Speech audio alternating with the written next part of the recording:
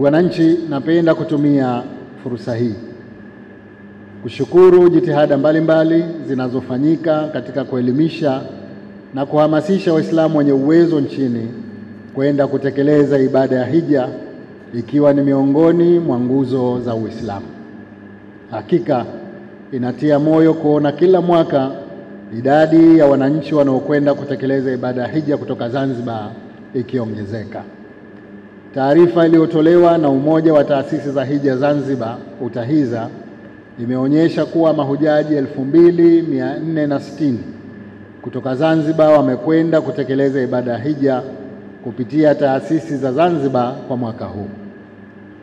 Kutokana na juhudi za pamoja zinazofanywa na serikali kupitia Kamisheni ya Wakfu na Mali ya Amana na taasisi zinazosafirisha mahujaji nchini katika kuzifanyia kazi changamoto mbalimbali zilizopo pamoja na uhamasishaji kwa ujumla, nina matumaini makubwa kuwa idadi ya mahujaji wa Zanzibar itazidi kuongezeka kila mwaka.